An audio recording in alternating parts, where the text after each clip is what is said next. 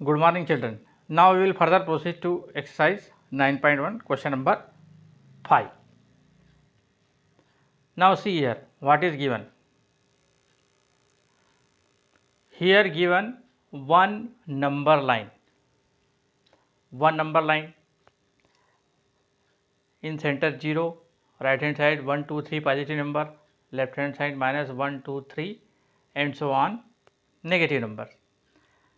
What else given? Here given point A, P, Q, B.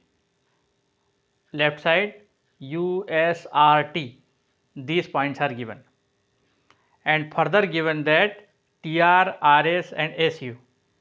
TR, RS and SU are equal part. And this side AP, PQ and QB are equal parts. What we have to show? We have to find out what P is representing, Q is representing, R is representing and S is representing on the number line. यहाँ पर हमको TR, RS, SU, TR, RS, SU ये तीनों part equal दिए हुए हैं। यहाँ पे AP, PQ, QB तीनों पार्ट इक्वल दिए हुए हैं। हमको बताना है कि पॉइंट P कौन से नंबर को रिप्रेजेंट कर रहा है, Q कौन से नंबर को रिप्रेजेंट कर रहा है, R कौन से नंबर को रिप्रेजेंट कर रहा है और S कौन से नंबर को रिप्रेजेंट कर रहा है। Now we will see one more method to represent the numbers. पिछले क्वेश्चंस में हमने सीखा था कि जब 1 के आगे कोई नंबर आ रहा है, 2 के नंबर कोई नंबर आ रहा है तो हम उसको मिक्स्ड फ्रैक्शन में बताते हैं। यहाँ पर हम थोड़ा सा अलग क्या करेंगे, हमको देखो यहाँ पर ये कितने इक्वल पार्ट दिए हैं 1, 2, 3। तो यहाँ हम 1 और 2 के बीच में भी 3 इक्वल पार्ट कर देंगे, 0 और 1 के बीच में भी 3 इक्वल पार्ट कर देंगे। क्यों 3 इक्वल पार्ट करेंगे? क्योंकि ऑलरेडी क्वेश्चन में हमको जो क्वेश्चन हमारा हाईलाइटेड है AP, PQ, QB ये 3 इक्वल पार्ट दिए, तो यहाँ भी हमने 3 इक्वल पार्ट कर दिए, यहाँ भी हमने 3 इक्वल पार्ट कर दिए।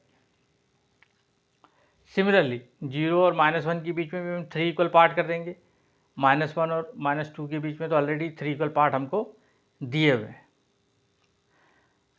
नाउ अब हमको P पॉइंट को बताना है कि वो कौन सा नंबर रिप्रेजेंट कर रहा है।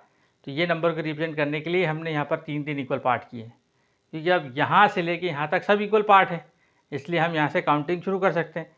देखो यहाँ से ये फर्स्ट पार्ट हो गया 0 और ये पहला पार्ट लगा ना, first, second part, third part, fourth part, fifth part, sixth part, seventh part.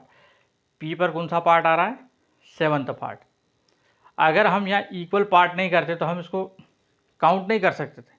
Counting हम जब भी कर सकते हैं जब वो इक्वल डिस्टेंस पे हो, है ना। देयरफॉर क्या ध्यान में रखना है अपने को, जब इस प्रकार का क्वेश्चन रहा, जैसे मिक्स्ड फ्रैक्शन वाला भी कोई क्वेश्चन रहा तो उसको रिप्रेजेंट करना है, तो आपको जैसे मैंने दिया 2:2/3, 2:2/3 ऐसा नंबर दे दिया, तो ये 3 2 6 7 8, तो ये कितना हो गया 8/3।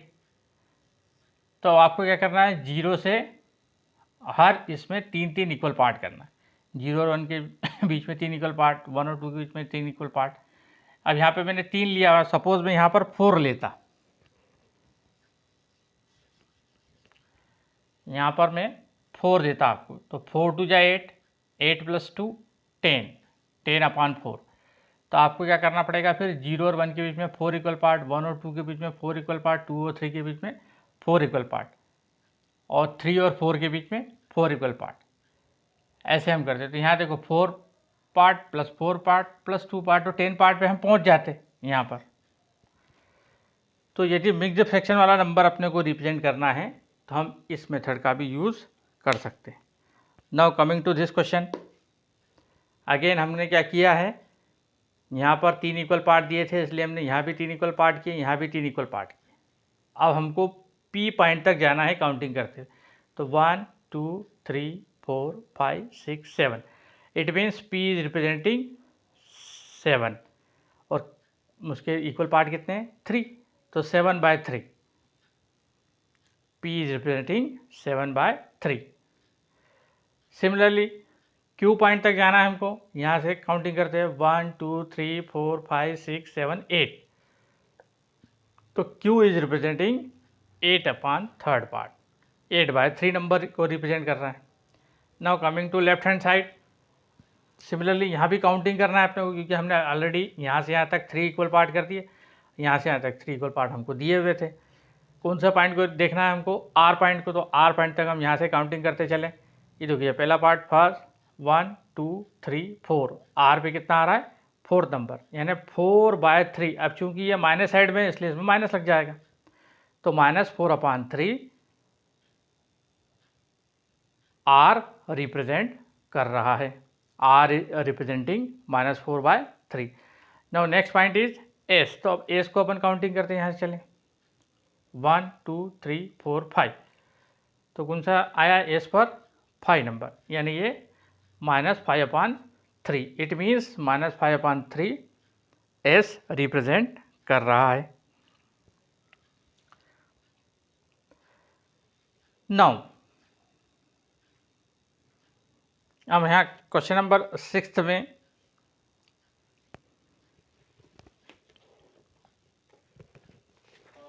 हमको देखना है कि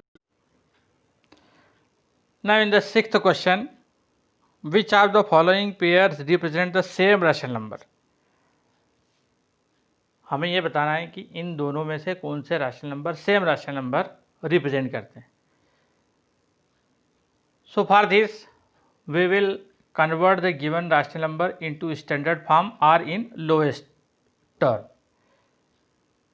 अब lowest term क्या होता है या standard form क्या होता है, we already know that when the number is divisible by only by 1 then it is said to be in lowest term or in standard form। तो ये देखो ये 1 से कैंसिल हो रहा है, 1 3 जा 3, ये 3 से कैंसिल हो रहा है, 3 1 जा 3 एंड 3 3 जा 9।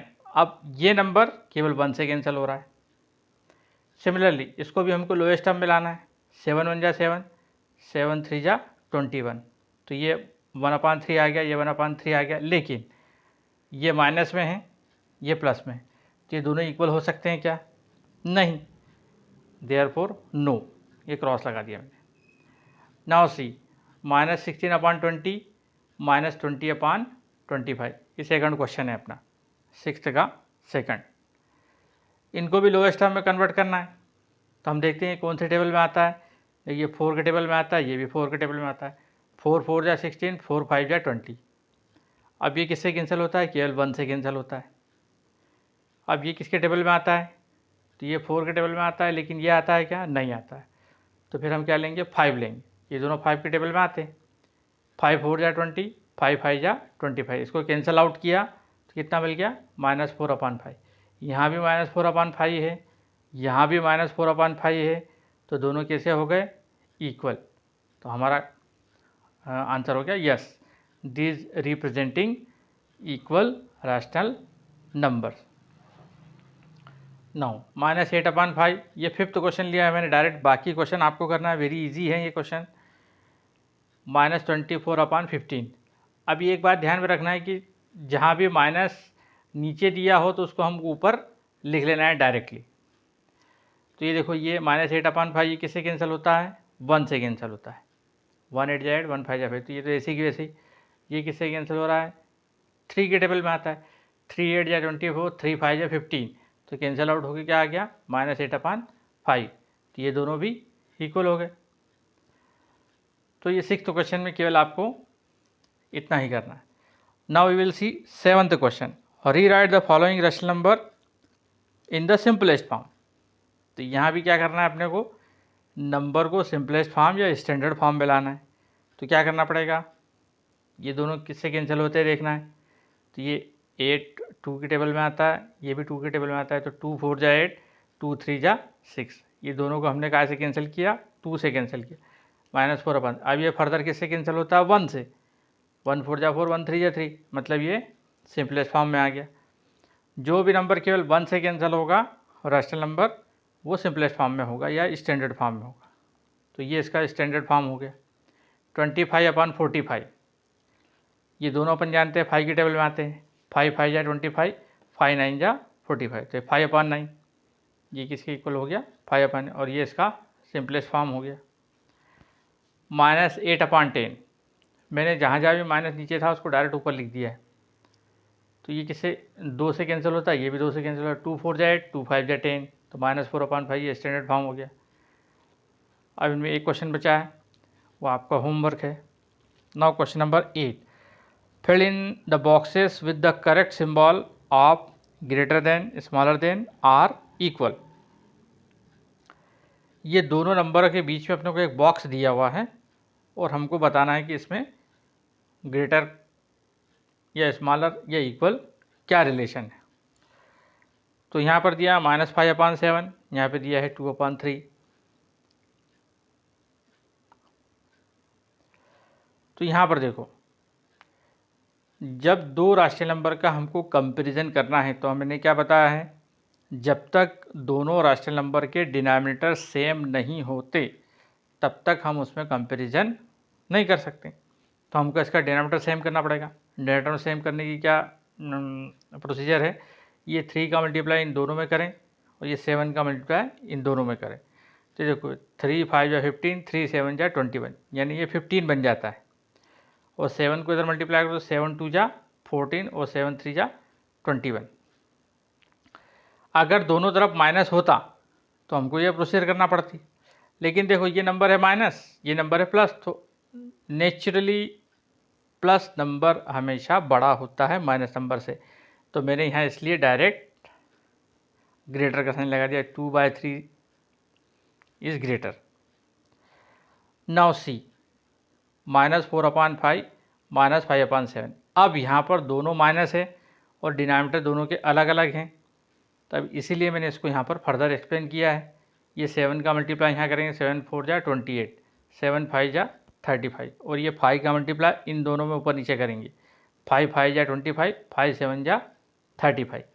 अब यहाँ पर दोनों को ध्यान से देखो, 28 और 25, माइनस साइन में हम जानते हैं जो नंबर ग्रेटर होता है वो सबसे छोटा होता है। तो यहाँ पर देखो 25 और 28 में से कौन ग्रेटर है, 28 ग्रेटर है, लेकिन जैसे ही माइनस साइन लग गया तो ये सबसे छोटा हो गया, तो this is smaller, this is greater. तो देखो ये ग्रेटर ये है, तो इसके लिए हमने ग्रेटर का साइन लगा दिया। सिमिलरली नेक्स्ट नंबर मैंने लिया है -7/8 और इधर दिया है -14/16। तो यहाँ पर ये क्लियरली हमको दिख रहा है कि ये 2 से कैंसिल होता है, तो ये 2 7 जा 14, 2 8 जा 16, तो ये कितना हो गया -7/8। 2 से कैंसिल करने पर ये -7/8 हो जाता है। या तो आप ऐसा कर लो, या यहाँ पर देखो ऊपर नीचे इसको मैं अगर 2 से मल्टीप्लाई करूँ, 8 2 जा 16, 7 2 जा 14, तो ये 14/16 हो जाता है। तो ये दोनों तरफ इक्वल है, यहाँ भी माइनस है, यहाँ भी माइनस, ये भी 14/16 बन जाएगा, या ये -7/8 बन जाएगा कैंसिल आउट होने पर। तो यहाँ पर क्या साइन आएगा, इक्वल का। अब यहाँ पर देखो एक क्वेश्चन दिया है 5/-11 और दूसरे क्वेश्चन में माइनस ऊपर दिया हुआ है। तो I already told you that whenever minus is in denominator we can directly write it at the numerator, हम इसको ऊपर डायरेक्ट लिख सकते हैं। तो ये भी -5/11 हो गया, ये भी -5/11 हो गया, मतलब यहाँ क्या साइन आ जाएगा, इक्वल का साइन। अब एक और क्वेश्चन यहाँ पे दिया है, इस तरफ 0 है और इस तरफ माइनस वाला नंबर है। तो अपन जानते हैं कि 0 जो है वो सारे ही माइनस नंबर से बड़ा होता है, तो हमने यहाँ पे ग्रेटर का साइन लगा दिया है। ग्रेटर के साइन में जिस तरफ बड़ा होता है, डिस्टेंस ज़्यादा होता है, मतलब वो ग्रेटर, और जिस तरफ ये दोनों लाइन चिपकी हुई है मतलब वो स्मॉलर। तो 0 is greater than all the minus number, इसलिए 0 ग्रेटर हो गया। तो 1 2 3 4 5 क्वेश्चन मैंने इसके कर दिए हैं। Rest of the question you can do easily. Now we will see question number 9।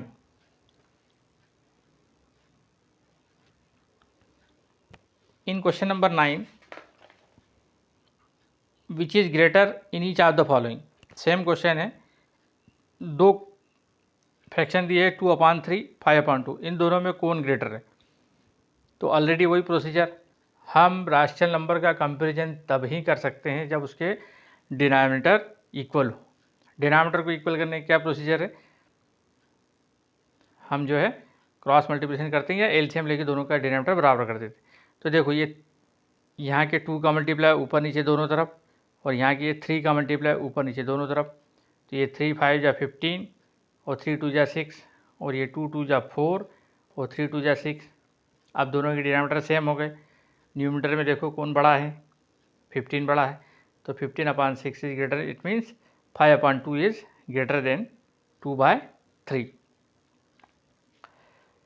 अब यहाँ पर देखो ये मिक्स्ड फ्रैक्शन दिए हैं दोनों।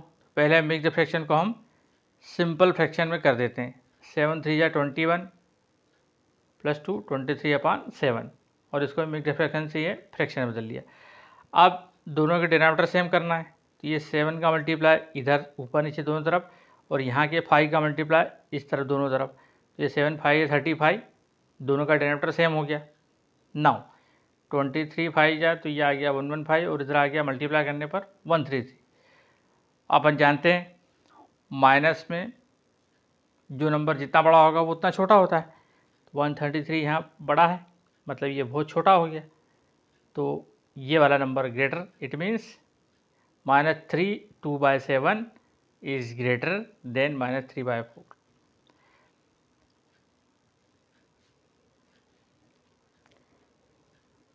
Now rest of the question you can do easily. Same जो 8th क्वेश्चन में प्रोसीजर थी वही 9th क्वेश्चन में है। दोनों में कंपैरिजन करना है, तो कंपैरिजन करने के लिए आपको डिनोमिनेटर सेम करना है और फिर कंपैरिजन करना है। Now we will see question number 10। Here some rational numbers are given and we have to arrange them in ascending order। ascending order का मतलब होता है छोटे से बड़ा। जैसे हम टीवी का वॉल्यूम एकदम 0 है और उसको वॉल्यूम को बढ़ाते जाते हैं, मतलब 0 से हम 1 पॉइंट पे गए, 2 पॉइंट पे गए, 3 पॉइंट पे गए, यानी बढ़ता हुआ क्रम। तो यहाँ पर हमको पहला क्वेश्चन दिया -3/5 -2/5 -1/5, इनको अरेंज करना है। तो ये क्वेश्चन ऑलरेडी अरेंज्ड फॉर्म में ही दिया हुआ है। कैसे? क्योंकि हम जानते हैं कि रैशनल नंबर का कंपैरिजन सबसे पहले डिनोमिनेटर सेम होना चाहिए। तो हम देखते हैं डिनोमिनेटर सबके सेम है, 5 5 5। अब हम न्यूमरेटर को देखते हैं। न्यूमरेटर में तीनों ही माइनस है, और माइनस साइन में जिस नंबर के साथ माइनस लग जाए बड़े नंबर के साथ वो छोटा हो जाता है। तो -3 इन सब में छोटा हो गया, -3 सब में छोटा हो गया, तो ये सबसे छोटा। फिर इन दोनों में -2 छोटा, और ये सबसे बड़ा। तो ये सबसे छोटा, फिर उससे बड़ा, फिर उससे बड़ा। तो ये ऑलरेडी अरेंज्ड फॉर्म में दिया हुआ था क्वेश्चन हमको। अब सेकंड क्वेश्चन देखें, -1/3 -2/9 -4/3। अब यहाँ पे तीनों अलग अलग क्वेश्चन दिए हैं, तीनों में माइनस है। किसी किसी बुक में यहाँ माइनस नहीं छपा है, लेकिन यहाँ माइनस है। तो कंपैरिजन करने के लिए डिनोमिनेटर को सेम करना पड़ेगा, तो हम एलसीएम ले लेते हैं। 3 9 3 का एलसीएम कितना आएगा? 9। अब देखो ये 3 से इसको कैंसिल किया, 3 3 जा 9, 3 1 जा 3, 9 से इसको कैंसिल किया 1 टाइम, तो 1 2 जा, यहाँ आ गया 2, और यहाँ 3 से कैंसिल किया, 3 टाइम 3 4 जा 12। अब इनमें देखो तीनों में माइनस साइन लगा है सब, और सबसे छोटा नंबर कौन सा होगा? जो सबसे बड़ा होगा। तो 3 3 2 12 में सबसे बड़ा कौन है? ये है, मतलब इसके सामने माइनस लगा, ये सबसे छोटा। 12/9 रिप्रेजेंट -4/3, तो -4/3 सबसे पहले लिख देंगे। अब इन दोनों में देखो, इनमें से कौन सा बड़ा नंबर है? ये बड़ा नंबर, मतलब ये सबसे छोटा हो गया माइनस लगने के कारण, तो ये वाला नंबर यहाँ पर आ जाएगा। ये किसको रिप्रेजेंट करता है? -1/3 को, तो -1/3 यहाँ। अब बचा कौन सा? लास्ट नंबर -2/9, ये 2/9 यहाँ लिख देंगे, और अपन ग्रेटर ग्रेटर का साइन दोनों तरफ लगा देंगे। तो ये हो गया अरेंज, ये सबसे छोटा नंबर, उससे बड़ा ये, उससे बड़ा ये। नाउ क्वेश्चन नंबर 10 का लास्ट क्वेश्चन, -3/7 -3/2 -3/4। 7 2 4 का हम एलसीएम लेंगे। 7 2 4 का एलसीएम आ जाएगा 28। डिनोमिनेटर सेम करने के लिए हम एलसीएम लेंगे, तो एलसीएम आ गया 28। नाउ 7 से कैंसिल किया इसको, 7 4 जा 28, 4 3 जा 12, तो यहाँ गया -12। फिर 2 से इसको कैंसिल किया 14 टाइम, तो ये 14 3 जा 42, और 4 से इसको कैंसिल किया 7 टाइम, तो 7 3 जा 21। हमारे पास में 3 नंबर आ गए, -12, -42, -21। अब इसमें सबसे छोटा कौन सा होगा? जो नंबर सबसे बड़ा होगा, क्योंकि तीनों माइनस है और अपन जानते हैं बड़े नंबर के साथ में अगर माइनस लग गया तो वो सबसे छोटा हो जाता है। तो 42 ln सबसे छोटा हो गया, तो किसको रिप्रेजेंट कर रहा है? 3/2 को, तो -3/2 यहाँ रख देंगे। अब इन दोनों नंबर में 12 और 21, यानी 21 सबसे छोटा होगा, 21 यानी -3/4, तो -3/4। लास्ट में बचा -3/7, रख दिया हमने और साइन लगा दिए। तो इस प्रकार से ये अरेंज हो गए। So this was the question number 10, last question of the exercise completed. Now in the next lecture we will discuss next exercise. Thank you.